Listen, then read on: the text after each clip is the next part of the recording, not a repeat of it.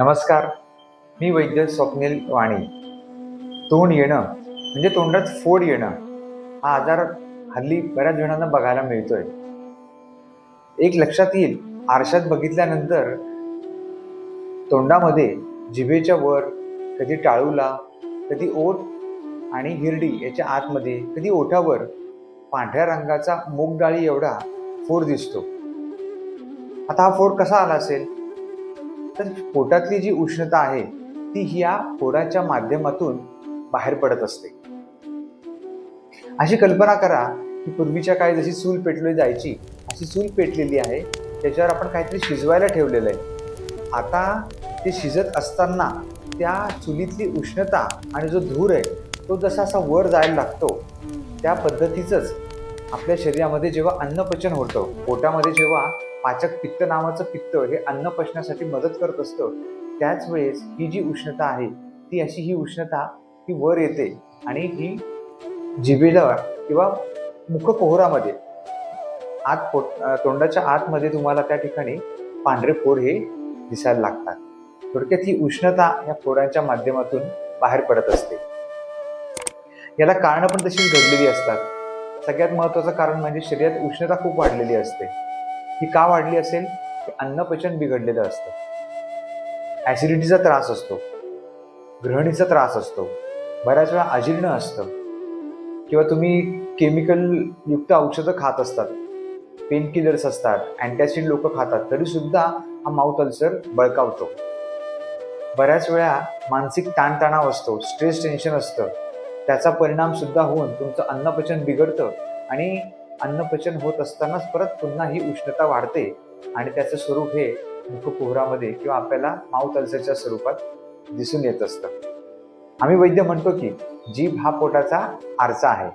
त्यामुळे याच्यावर उपाय आता काय? तर ज्या वेळेस तुम्हाला हे माउथ अल्सर ते तोंडात फोडं आलेली असतील, अशा वेळेस उपचार करताना जी कारणं घडली ती सगळ्यात दूर करणं महत्त्वाचं आहे. पहिलं उपाय म्हणजे की वेळेवर जेवण करणं.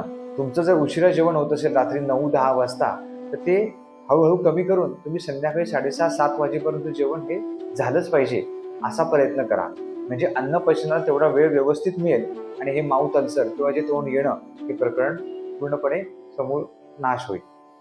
बऱ्याचदा असं लक्षात येतं की मलावष्टंभ असतो, पोट बऱ्याच दिवसापासून साफ होत नसतं. हे सुद्धा कारण तुमचं माउथ अल्सर किंवा तोंड येण्यासाठी ठरत असतं. त्यामुळे पोट साफ होईल याच्याकडे लक्ष देणं तेवढंच महत्त्वाचं आहे.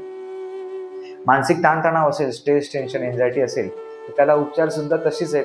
तुम्ही ध्यान धारणा करा, थोडं ओंकार जप करा, अनुलोम विलोम प्राणायाम करा, मानसिक चिकित्सा करा, मन शांत ठेवण्यासाठी मेडिटेशन करा. हे त्याच्यावर उपचार आहेत. अजीर्ण असेल, आम्लपित्ताचा त्रास असेल, ग्रहणीचा म्हणजे पचनाचा काही त्रास असेल, तर तुम्ही त्यासंबंधी तुमच्या जवळपासच्या वैद्यांकडनं माहिती घेऊन त्याच्यावर तुम्ही औषध उपचार जरूर करा. आता तोंड येणं, मुखपाक, माउथ अल्सर यासाठी काय घरगुती उपाय करता येईल ते जरा बघूया. सर्वात महत्त्वाचं, तिथे लावण्यासाठी तुम्ही तूप किंवा मध यापैकी काही तिथे लोकल ॲप्लिकेशन म्हणून त्या अल्सरवर लावू शकतात. कारण तूप आणि मध ही दोन्ही औषधं व्रणरोपक जखमा भरून काढण्यासाठी खूप छान काम करतात. त्यानंतर जाईची पानं ती सुद्धा तुम्ही चावून खाल्ल्यानंतर मुखपाक हा जातो. जास्वंदाचं एक फूल दररोज चावून जरी खाल्लं तरी सुद्धा मुखपाक हा जात असतो. बऱ्याचदा आम्ही पेशंटला सांगत असतो की ज्येष्ठमधचा काढा घ्या, काढा बनवायचा आणि त्याच्यामध्ये टाकण खार म्हणून मिळतं, टंकण म्हणतो आम्ही त्याला संस्कृतमध्ये.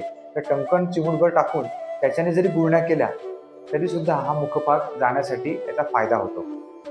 काळ्या मनुकासारखं औषध तुम्ही घेऊ शकतात. रात्री झोपताना 10 ते 15 काळ्या मनुका या चावून खायच्या आणि त्याच्यावरती गरम पाणी प्यायचं. अजून एक गोष्ट तिथे माउथ अल्सरला लावण्यासाठी वापरता येईल, ते म्हणजे गैरिक. त्यांना संस्कृत आम्ही गैरिक म्हणतो, पण बोली भाषेत त्याला काव म्हणतात. त्या कावची पावडर, थोडी 2 चिमूट पावडर आणि थोडं तूप याचं एकत्र करून त्या ठिकाणी लावलं ना तरी सुद्धा हा मुखपाक जाण्यासाठी फायदा होतो.